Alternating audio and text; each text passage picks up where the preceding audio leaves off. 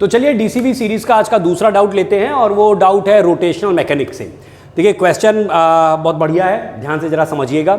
इसमें आपको एक स्फीयर दिखाई दे रहा है, ठीक। तो क्वेश्चन पढ़ते हैं एक बार। कह रहे हैं कि a force capital F is applied at a height H equal to r/3 पे। तो इसका जो सेंट्रल लाइन आपको दिखाई दे रही है, इससे h इक्वल टू r/3 की हाइट पे एक फोर्स F लगाया जाता है और ये आपका क्या है, ये एक centre of a hollow sphere. तो ये एक हॉलो स्फीयर है, हॉलो स्फीयर के सेंटर से h की हाइट पे, h की वैल्यू गिवन है r/3, वहां पे एक फोर्स लगाया जा रहा है। कह रहे हैं then for no slipping on rough surface, नीचे की जो सरफेस है ये रफ है, तो कह रहे हैं इसके ऊपर नो स्लिपिंग की कंडीशन हम चाह रहे हैं। तो कह रहे हैं if the forward direction is the same as the direction of applied force, तो जिस तरफ फोर्स लगाया है इसको हम कह रहे हैं फॉरवर्ड डायरेक्शन। तो ऐसे में पूछा जा रहा है then what is the direction in which the friction acts on the sphere. Okay, तो देखिए ऐसा जब भी क्वेश्चन आए, मैं इस क्वेश्चन को एक एग्जांपल लेते हुए इस तरीके के जितने भी सवाल होते हैं उसका आपको एक आइडिया देता हूं कि इसको हमें अप्रोच कैसे करना चाहिए। जब भी ऐसा क्वेश्चन आ जाए, अब ये इन्होंने r/3 पे लगाया, वो r/2 पे भी लगा सकते थे, टॉप पॉइंट पे भी लगा सकते थे, सेंटर पे लगा सकते हैं, बॉटम पे लगा सकते हैं, कहीं भी लगा सकते हैं।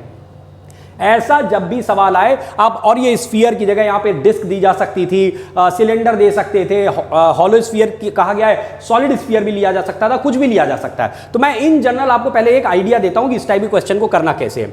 देखिए सीधी सी बात है, अगर हम ये मान लें कि जो नीचे की सरफेस है, ध्यान से समझिए, नीचे की सरफेस को पहला काम आप मान लीजिए कि फर्स्ट स्टेप तो आपका ये है कि पहला स्टेप ये है कि आप बॉटम सरफेस जो है इसको मान लीजिए कि इट इज स्मूथ। पहला काम क्या करना है, नीचे की सरफेस को आप क्या करेंगे, स्मूथ मान लेंगे। अज्यूम बॉटम सरफेस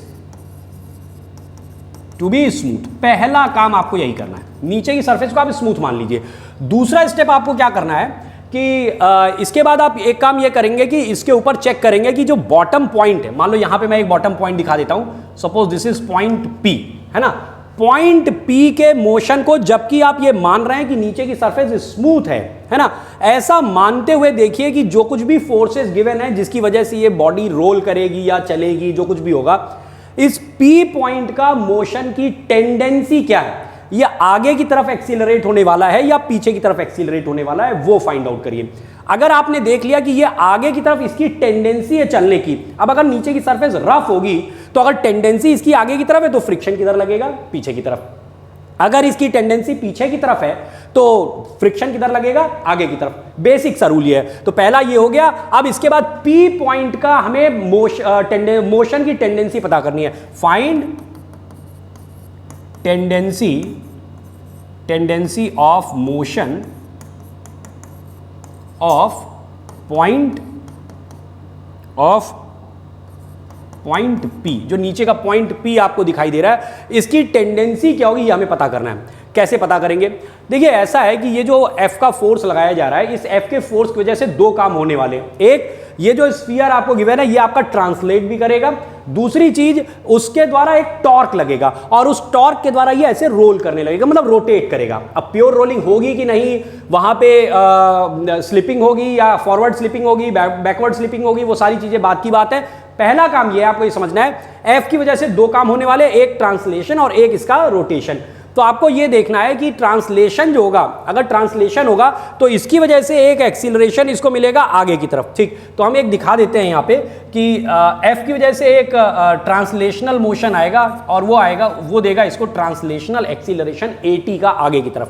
अच्छा, एफ अगर ऊपर लगा है सेंटर से इधर की तरफ, अब आप सोच के देखिए, अगर ये एक टॉर्क प्रोवाइड करेगा तो इसका जो रोटेशन होगा वो कैसा होगा, यू रोटेशन होगा। इसकी वजह से एक रोटेशनल एक्सीलरेशन आएगा और वो AR का मैं कह देता हूं, और वो इसको पीछे की तरफ, यानी P पॉइंट को आगे की तरफ एक्सीलरेट कराने के लिए AT जिम्मेदार होगा, और पीछे की तरफ अगर टेंडेंसी आएगी तो किसकी वजह से आएगी, AR।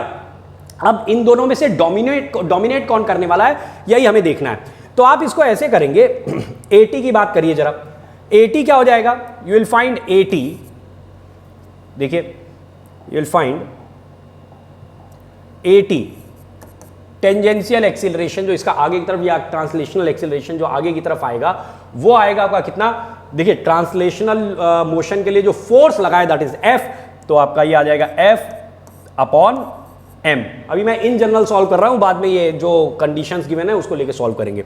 तो AT की वैल्यू आ जाएगी F/m।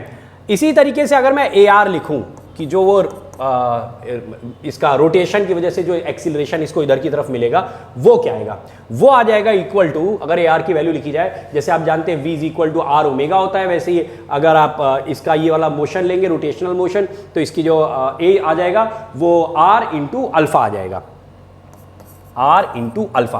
अब बात आती है कि ये अल्फा कितना होगा। अल्फा हो जाता है आपका ये एंगुलर एक्सीलरेशन है, और एंगुलर एक्सीलरेशन डिपेंड करता है कि इसके ऊपर टॉर्क कितना लगा। अब अगर आपने F के फोर्स को h की हाइट पे लगाया इसके सेंटर से, तो इसके द्वारा लगा हुआ टॉर्क हो जाएगा tau is equal to F into H है। और आपको पता है टॉर्क अगर आपने लिख लिया टाउ इज इक्वल टू आ गया F इंटू एच, तो टाउ को एक चीज और लिखी जा सकती है I इंटू अल्फा। तो I into alpha it is equal to F into H, you will find alpha is equal to F H upon I. तो ये बन जाएगा आपका R into F H upon I. अब देखिए यहां तक मैंने एकदम इन जनरल सॉल्व किया है, एकदम इन जनरल सॉल्व किया है। अब आपको जैसा गिवन हो, यहां पे देखिए h की वैल्यू जो गिवन है हम वो रखेंगे। I चूंकि एक हॉलोस्फीयर लिया है तो आपको पता होगा हॉलोस्फीयर का I हो जाता है आपका 2/3 mr², ठीक। तो वो वैल्यू पुट करेंगे और इसको आगे सॉल्व करेंगे। यानी अब हम चेक करना चाहते हैं P पॉइंट का मोशन किधर की ओर होगा। अगर ये देखिए ये वाला इसको आगे किस तरफ एक्सीलरेट कराने वाला है, आगे की तरफ। ये किधर एक्सीलरेट कराने वाला है, पीछे की तरफ, बैकवर्ड कराने वाला है। अगर हम कह देते हैं कि मान लीजिए AT डोमिनेट कर रहा है, तो हम लिख लेते हैं acceleration, let's write acceleration of P। P का एक्सीलरेशन क्या होगा, AP लिख लेता हूं मैं।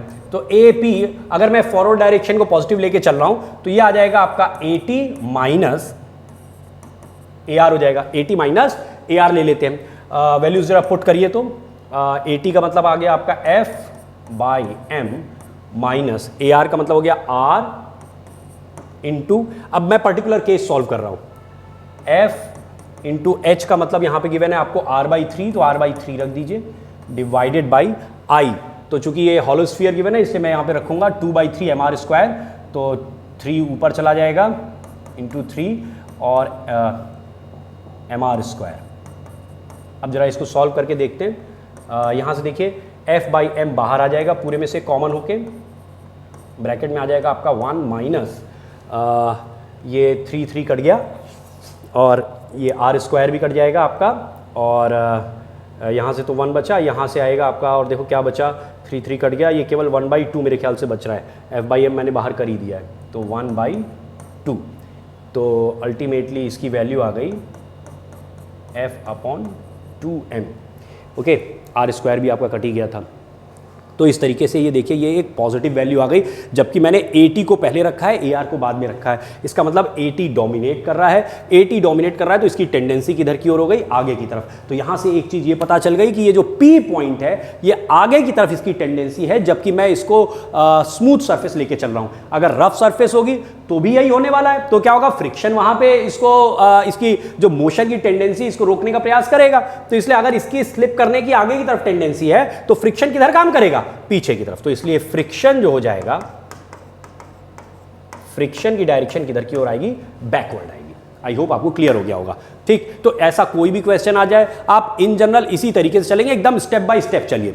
स्मूथ सरफेस मानिए, स्मूथ सरफेस मानने के बाद आप क्या करिए कि बॉटम पॉइंट ले लीजिए और बॉटम पॉइंट पे ट्रांसलेशनल एक्सीलरेशन और रोटेशन की वजह से आने वाला जो टेंजेंशियल एक्सीलरेशन है उसको लिखिए, और दोनों को लिख के फिर इसके बाद देखिए जो कांटेक्ट पॉइंट है उसकी टेंडेंसी किधर की ओर चलने की है। जिधर उसकी टेंडेंसी होगी, अगर यहां पे फ्रिक्शन अवेलेबल है तो उसके एग्जैक्टली अपोजिट डायरेक्शन में आपका जो है फ्रिक्शनल फोर्स काम करेगा। आई होप क्लियर हो गया हो। Thank you.